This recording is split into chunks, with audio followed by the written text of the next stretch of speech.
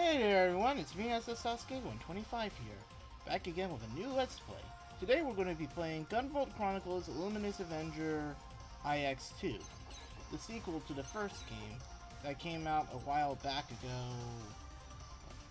like a few weeks. So anyway, let's get started with this one.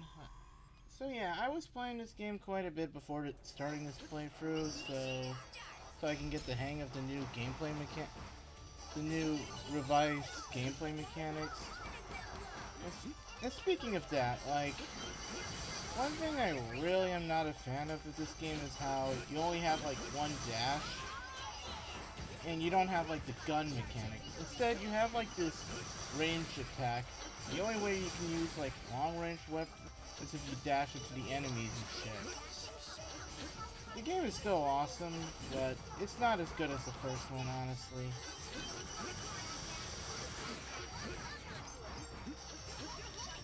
But yeah, just speeding around through the first level, kind of. Okay. In case if anyone asks, no, I'm not going to be doing hard mode because screw that. Even though I know there's like the true ending in hard mode, but yeah, whatever, right? When I do these playthroughs or let's plays or whatever, you know, I don't go for 100% or sometimes.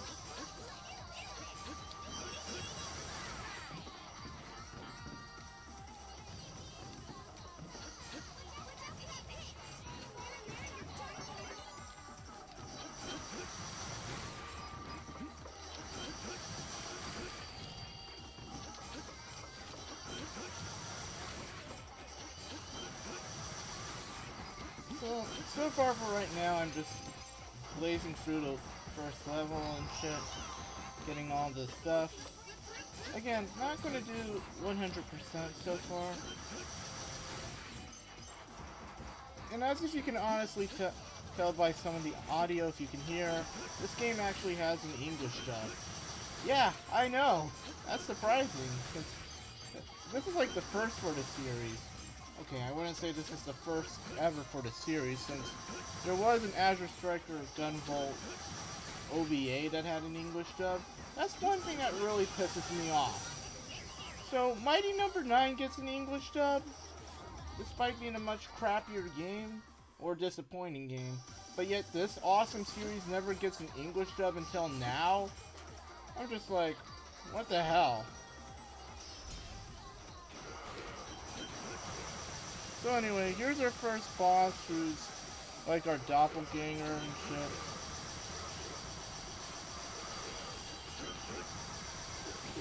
He's pretty easy. Not much to really worry about.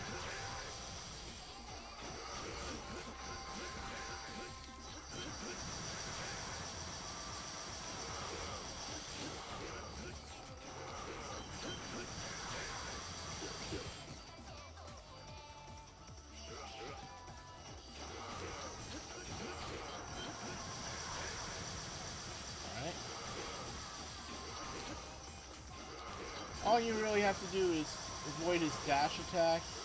He's pretty predictable for a first boss. And just like that, we took him down pretty easily. Let's see what our rank is. A rank, nice. Again, I don't really care for like higher ranks and shit. I just play these games for fun, honestly. Anyway. So the basic plot of this game is that, you know, Copen and like his friends are like in this weird alternate reality dimension and shit that's in like this tower and stuff. So they have to kind of escape and shit.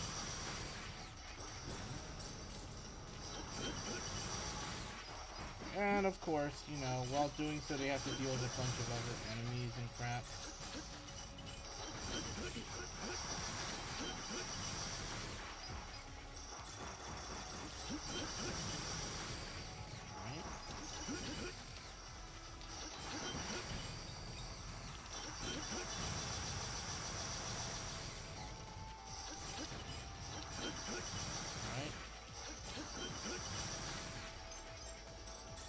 and much like in the first game, if you get like 1,000 kudos or something, you know, you get like Lola in overdrive mode and shit to help you out, and you get like a whole bunch of dashes. And that's one thing I'm really not a fan of with this game. It's like you can only do like one air dash and while using basic coke and without any of the upgrades, which is kind of bullshit if you ask me. But hey, regardless, you know, I get what they were trying to do something different with this series, but still, it just...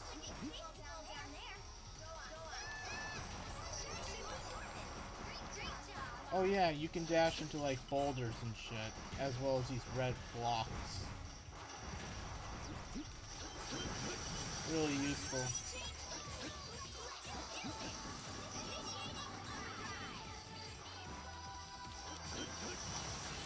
Oh yeah, and overdrive is like the only mode where you can have more than one dash.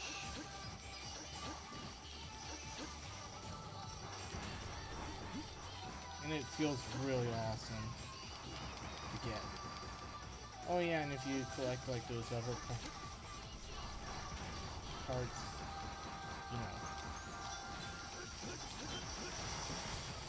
Also, in order to, you know, have the ability to dash into like opponents and get like the lock on to work, you have to have like an upgrade in order to do that, which is kind of a little bit weird and backwards. And, that's the thing about this game. While this game is pretty awesome, it feels like there are some elements of it that went back in the wrong direction.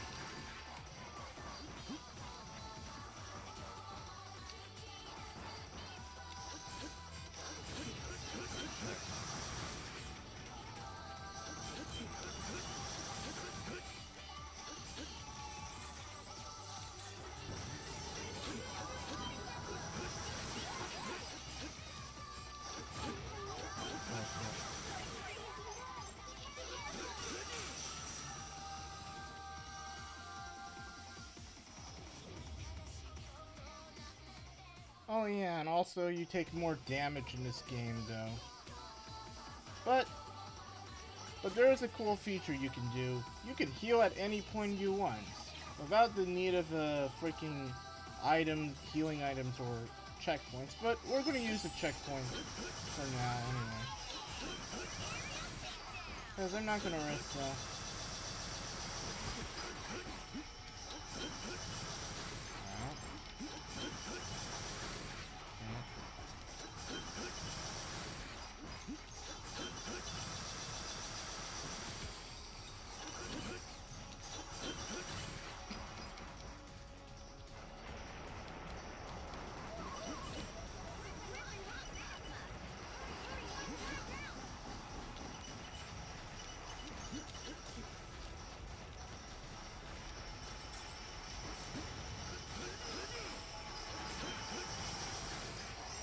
Better get this.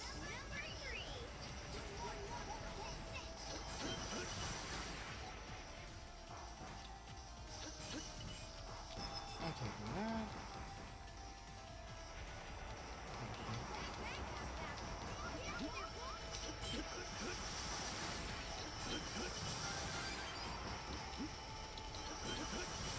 Gotta level up. Nice. Son of a bitch.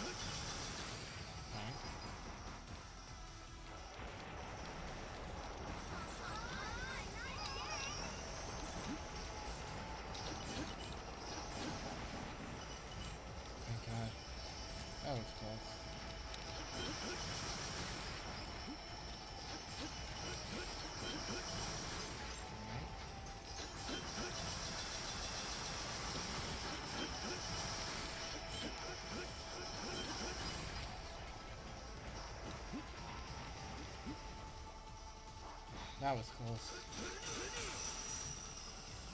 And finally, we're at the boss area. Alright. I'm just gonna do that. And now we're facing against this lizard dinosaur motherfucker. And yes, I know I'm skipping the cutscenes and shit, but whatever. Plus, I can always read the story online anyway. And I've played the game like, what, two times already?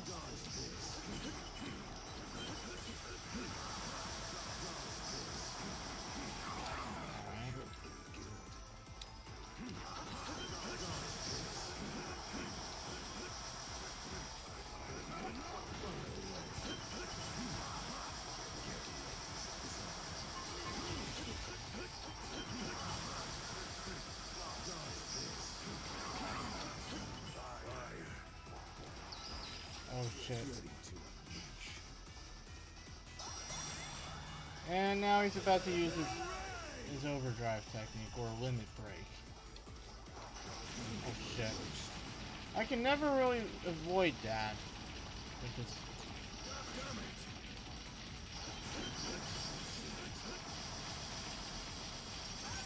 Overdrive.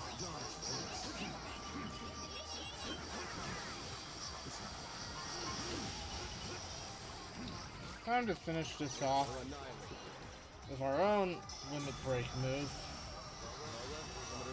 Colossal Maelstrom. Wait, did they spell storm wrong? Because for literacy makes sense in errors in translation, I'm guessing. And yes, that was a top of the fourth wall joke, but whatever. But anyway, yeah, we took care of that bastard. He wasn't that hard. And we got an A rank. Nice. I guess I have, like, you know, time for one more level. What the hell? Anyway. Now we're at, like, this like forest level that reminds me of Web Spider's level from Mega Man X4 for the Sega Saturn and PS1.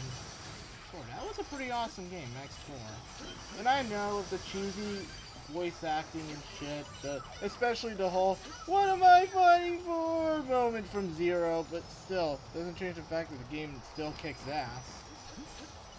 Now, it's a shame that the game was almost going to get like a redub, you know, back in like 2000, in the mid-2000s, according to Lucas Gaberson, the voice of Zero, who voiced Zero during X8 and Command Mission.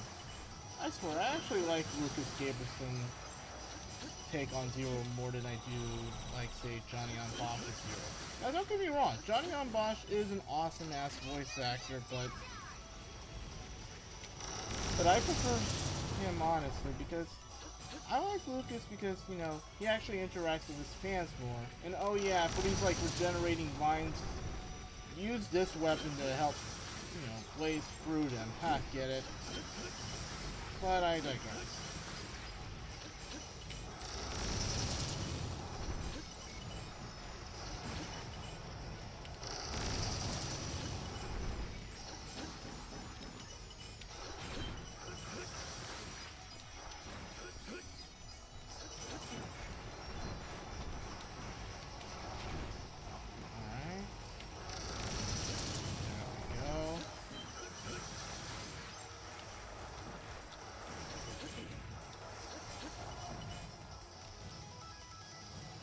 That.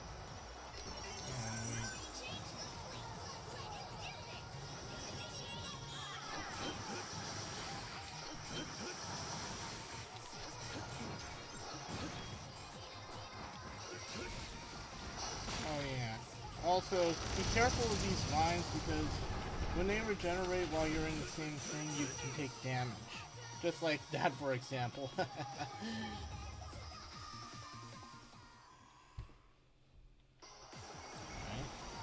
I'm just gonna do that. right now. Huh.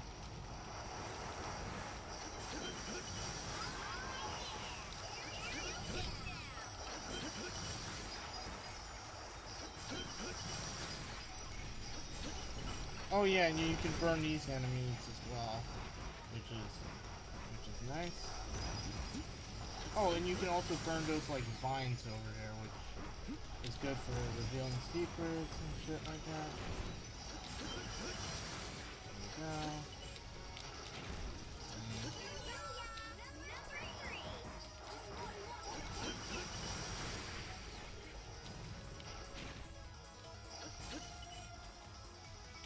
I'm gonna wait for this. There we go.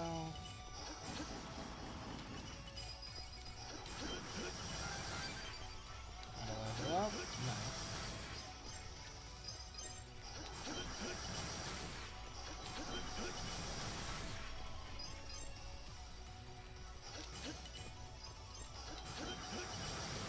I really love how improved the visuals are in this game compared to the first, which is kind of cool. It feels a lot more colorful and detailed, and it's kind of like how with Infamous 1, how the colors in that game were very drab and dreary, but the sequel was a lot better, and much more colorful, and a much better game all in all. I mean, Infamous, remember that game? Hell. I love how in the second one you can have the option of either using fire and ice abilities. But anyway, here's our mini-boss right here. Pretty simple. You just burn him alive like with the fire thing. And when he does that vine attack, and there his weak point is exposed.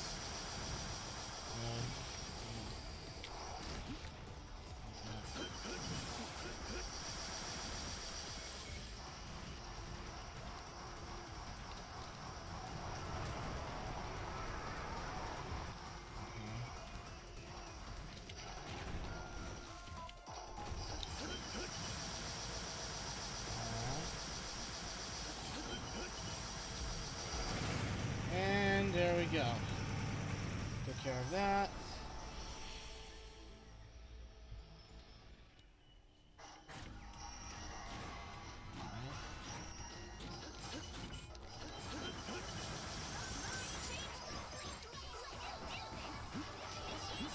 Mode change. Nice.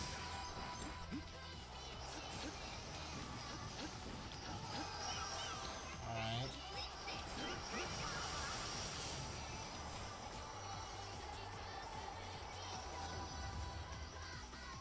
Alright. There we go.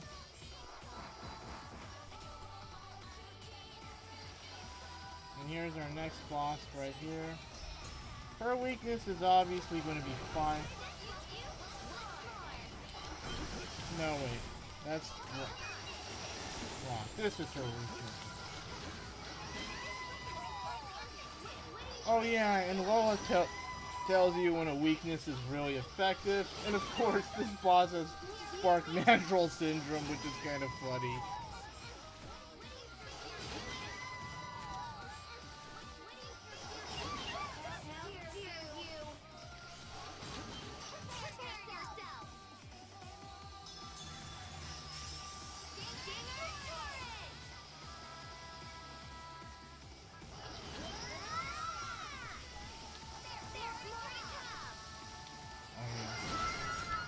And yes, I just interrupted her livid break. No, that's using skill, bitch. And just like that, we took care of the first 3 stages. And look at that, we got it clear. Now let's see what our rank or score is. And we got an A rank. Nice. And we got a new weapon. Congratulations, Tobin! You found all the bonus emblems! Yeah, anyway, this is SS Sasuke 125 here, and I'll be back with part 2 in a little bit. Catch you guys later. Peace out.